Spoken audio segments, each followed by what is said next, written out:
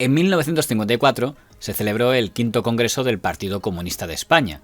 Se celebró en el exilio, dado que el Partido Comunista estaba perseguido en la España fascista tras el triunfo del fascismo en la Guerra Civil Española.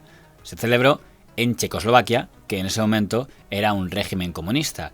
Y es curioso ver que en los alegatos de la entonces secretaria general del Partido Comunista, doña Dolores Ibarruri, la Pasionaria, se incluyó un duro alegato contra dos antiguos compañeros del propio Partido Comunista. Los Jesús Hernández o los Juan Comorera son tipos de conciencia podrida cuyos dientes ratoneros se han mellado en el acerado tejido muscular del partido, engargantados como capones en cebadero, cantando las glorias del imperialismo de cuyos desperdicios se alimentan. Tanto don Jesús Hernández como don Joan Comorera son dos figuras que merece la pena analizar. En este caso vamos a centrarnos en don Joan Comorera, el fundador del Partido Socialista Unificado de Cataluña, el PSUC. El gran sueño del comunismo, y concretamente del partido para algún tipo de acercamiento, era evidente que una fusión con el PSOE era imposible cuando había dirigentes con mucho peso, como don Julián Besteiro o don Indalecio Prieto, que no se querían ir con el PC ni a la vuelta de la esquina. Al final solo hubo integración en dos instancias. En las juventudes, con la fusión de las Juventudes Socialistas y las Juventudes Comunistas en las Juventudes Socialistas Unificadas que dirigió don Santiago Carrillo Solares. La patria en peligro llama a movilizarse a toda la juventud. Como en Madrid en noviembre de 1936, una oleada patriótica y revolucionaria sacude a los millares de jóvenes españoles que aún no han sido movilizados, pero que se disponen a incorporarse. Y en Cataluña, donde todos los socialistas del PSOE y el PC se unieron en el Partido Socialista Unificado de Cataluña. Y desde el punto de vista socialista / prietista, aquello se entendió como entregar el control de las juventudes y de los socialistas de Cataluña a los comunistas. Juan Comorera es sin duda alguna el dirigente principal que ha tenido el Partido Socialista Unificado de Cataluña, su fundador, el dirigente del periodo más importante en la vida del PSUC, que fue el de la guerra.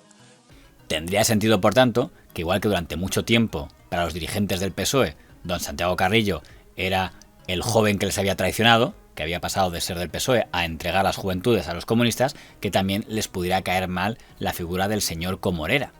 Como también tiene lógica que el señor Comorera cayera mal a los anarquistas, porque una de las grandes labores del PSUC fue evitar que Cataluña acabara en el control de las milicias anarquistas. Él, diría yo, restablece el poder de la Generalitat que había quedado enterrado por los anarquistas, por el doble poder que crean los anarquistas, y eso es un mérito histórico que ha de reconocerse. Pero la duda es, ¿por qué? Si para socialistas y anarquistas el señor Comorera era un servidor del comunismo, ¿por qué los comunistas le acabaron declarando traidor?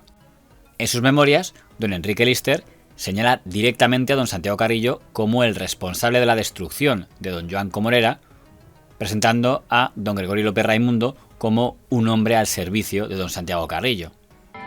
Carrillo y Antón propusieron al secretariado la liquidación física de Comorera. La propuesta fue aceptada y Carrillo encargado de la liquidación. Carrillo designó a dos camaradas para llevarla a cabo, pero Comorera decidió marcharse del país. Carrillo envió a sus hombres para liquidar a Comorera al ir a cruzar la frontera, pero este a última hora cambió el lugar del paso. Me da la impresión de que don Enrique Lister, un hombre siempre fiel a Moscú y que dedicó en la última etapa de su vida casi más tiempo a atacar al señor Carrillo que a atacar al fascismo. No es el socialismo que queréis vosotros, y no es el socialismo que quiere Carrillo. No es ese tipo de socialismo que nos pintan. No cuenta esto porque estuviera interesado en reivindicar la figura del señor Comorera, sino para atacar al señor Carrillo. Igual que cuando el señor Pere Ardiaca, también prosoviético hasta el final de su vida, hablaba del fin del señor Comorera y señalaba directamente al señor López Raimundo, no tengo claro si era para reivindicar al señor Comorera o era por meterse con el señor López Raimundo. Es va apoderar de totes les coses que va poder del partit i va resultar que va ser ell l'expulsat perquè el secretariat el va cridar a venir a discutir i al negar-s'hi el va expulsar per indisciplina. El secretariat del partit en aquest moment doncs érem Moix, Vidiella, Venceslau Colomer, Roman, Margarida, jo mateix i López Raimundo, que en aquell moment estava a Barcelona. Me da la impresión de que el señor Lister y el señor Ardiaca, cuando sacaban este episodio, era su forma de decir: el señor Carrillo y el señor López Raimundo, que ahora son tan eurocomunistas y tan demócratas, en los años 40 destruyeron al señor Comorera y lo expulsaron porque en esa etapa eran estalinistas. Pero si era eso lo que pretendían hacer, era llamativo que lo criticaran ellos, porque dijeron: sí, lo hicieron, y lo hicieron con vuestro apoyo, a fin de cuentas. Pero lo que ninguno responde es ¿por qué? En el periódico oficial del SUC, con fecha 7 de noviembre de 1949, anuncian la expulsión del señor Comorera por nacionalista burgués, socialdemócrata, titoísta y traidor. Todas las detenciones de comunistas realizadas en los últimos tiempos en Cataluña son obra de Juan Comorera, al que denunciamos ante la clase obrera catalana como un agente policíaco.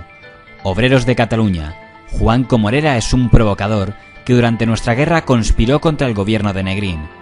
Juan Comorera es un provocador cuyas actuales actividades son entregar comunistas a la policía. Juan Comorera es un enemigo de la clase obrera y como tal hay que tratarle allá donde se encuentre.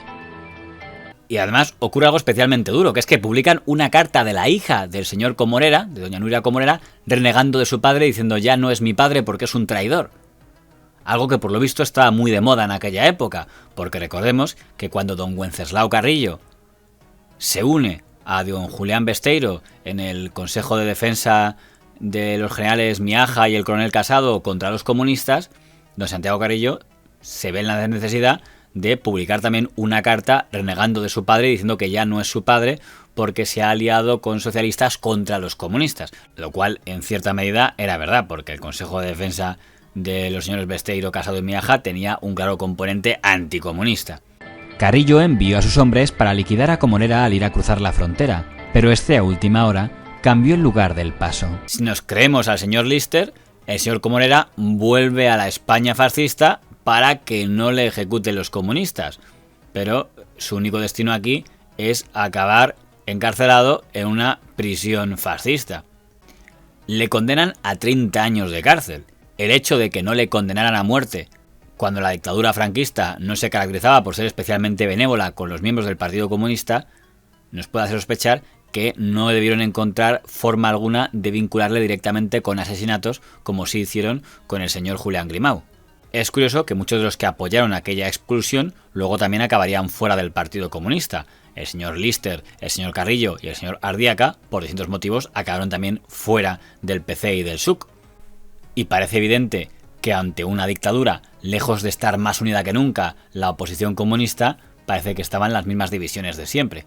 De igual forma que, como siempre, queda la duda de si detrás de estos conflictos había algún tipo de discrepancia ideológica o era una mera lucha por el poder en el partido. Como dirigente del SUC tiene una doble faceta, y es que en él se encarnan, yo diría, los defectos principales de lo que fue el estalinismo, junto a la personalidad, la prepotencia del secretario general, un sentido patrimonial del partido.